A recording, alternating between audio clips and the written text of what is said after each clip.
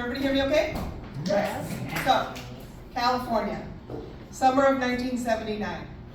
I'm about to turn 12, and my sister Peggy has just turned 14.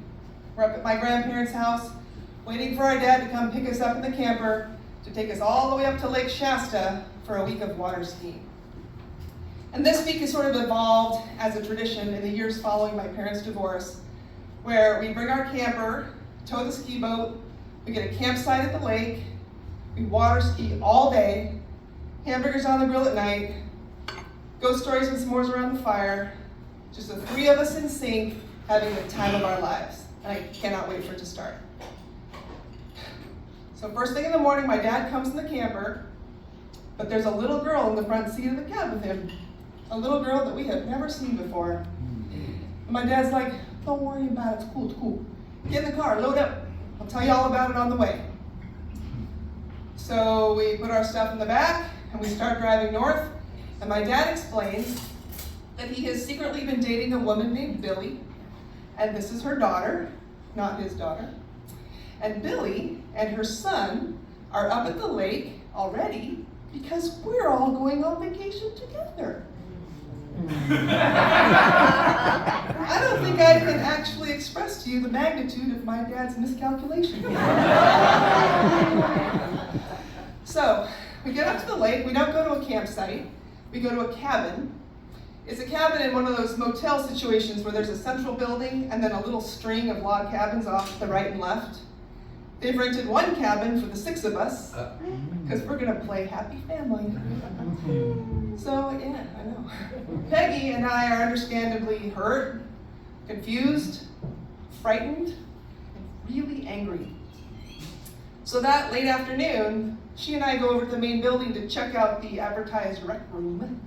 And there we find a broken ping pong table with peeling rubber paddles, cigarette vending machine, soda machine, and there's this weird vinyl counter that runs around 3 sides of the room where enough people have left cigarettes burning on it that is just mottled with little yellow melted patches. It's classy. From there, we juke out to the street where there's a phone booth. And even though it feels like betrayal, we call our mom. And the phone call goes like this. Mommy! Woman named Billy and she's mean! And her kids can't even water ski! That was pretty much it verbatim. My mom, for her part, is super calm. She's like, girls, it's gonna be fine. I'm sure your father has a plan. I know this Billy. And I want you to get back in there with a smile on your face. This is her classic admonishment, right? Her admonishment, if you will. Put a smile on your face and do your best. And we say, okay. We go back in and we do our best.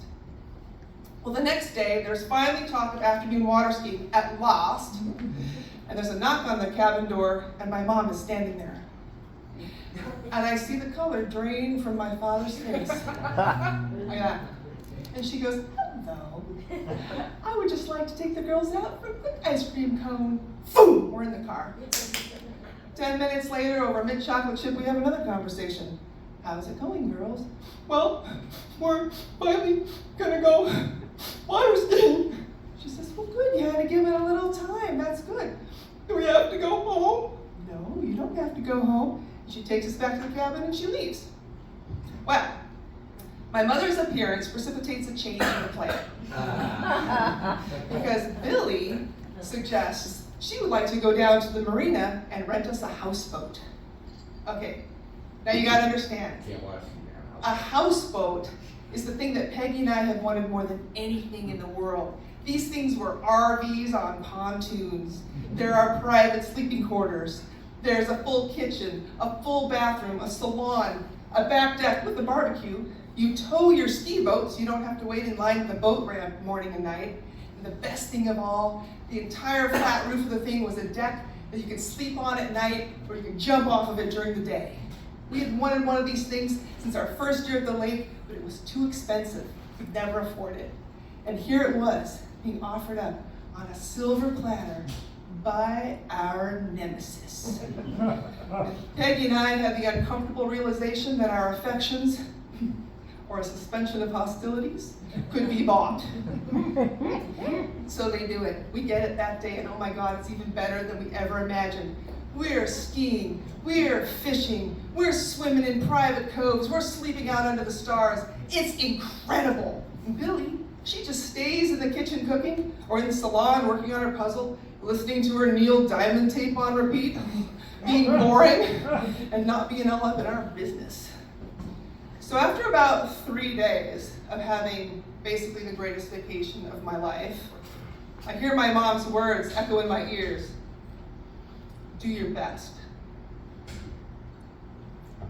And I decide I should really go in there and be nice to Billy on purpose.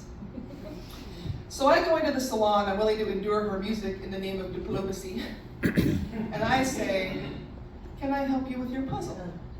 Okay, now, to my way of thinking, this is clearly an olive branch, right? Because up until now, I have been ignoring her or glaring at her. And she gestures that I should sit, and I start making a little pile of the pieces that are near me, you know. And she goes, now, Megan, she says, I brought this puzzle because I wanted to work on it, and you can help me with my puzzle, but you have to help me find the piece that I'm looking for. This one. This is the one we're looking for right here. I'll tell you what the next one is after we find it. Yeah, exactly. So I smile and I nod, and as I do so, all those good feelings, all of the kindness, all of the gratitude just evaporate like a morning mist. And what comes in their wake is a sense of calculation that I had never felt before, but I liked it.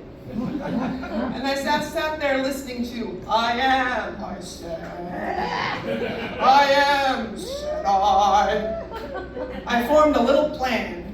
And when she got up to turn over her tape, I took one of her pieces and I put it in my pocket.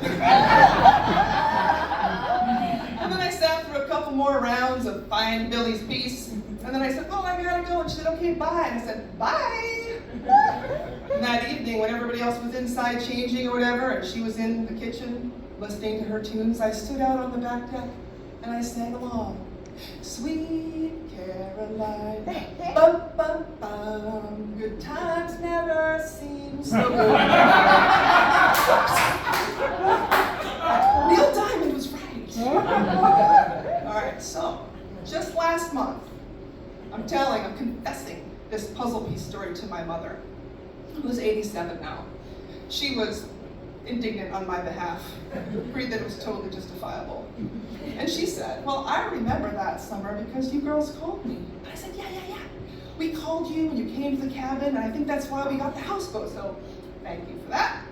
And she goes, yes, but of course I didn't know where you girls were. I go, you must have known. I think she's lost it, right? But you must have known because we called you and you came the next day. And she goes to me, here's what happened. All I knew was you were 7 hours away up at the lake with your father. And all you girls had told me on the phone was you were in a little log cabin somewhere. So you were very upset when we hung up the phone. And after we hung up, I called the San Jose Small Craft Airport. And I spoke to a gentleman there, and I explained the situation. And then he called around to all the pilots at the airport. And in the morning, I met one of those pilots at dawn, and I parted with just an unspeakable amount of money. And then he flew me up to Lake Shasta in his twin-engine plane. What a terrifying flight that was. And then I got there, and I took a cab to the rental car place, and I got a map and a very large coffee. And then I drove to the highway that you would have come up on, and while I did so, I concocted a plan in case I needed to speak to some motel people. And my story was that I wanted to surprise some old friends. And of course, the surprise part was certainly true. My God, Mom.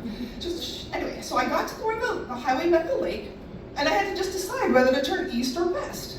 Okay, hold on. So for those of you in the room, just a little perspective. Sebago Lake has 105 miles of shoreline. Lake Shasta has 368 miles of shoreline. So I got to where the highway met the lake, and then I had to decide to turn east or west, and I turned east. And that was lucky, because, I don't know, on the 9th or 10th place that I stopped, there you girls were. Mom, how have I never heard this story before? And she goes, well, for heaven's sake, Megan, why would I tell you? All I wanted you girls to know was that if you called me and you were in trouble, I would find you.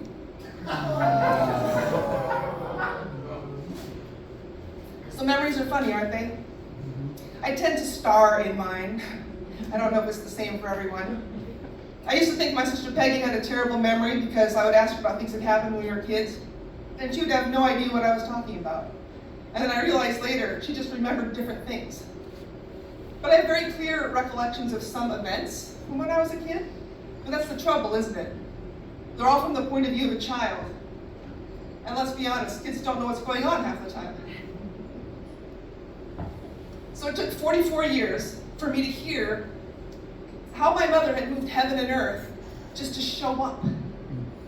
And I had a very clear picture of what had happened that summer, but I didn't know there was a piece missing until she filled it in. And when she did, it was awesome. Thank you.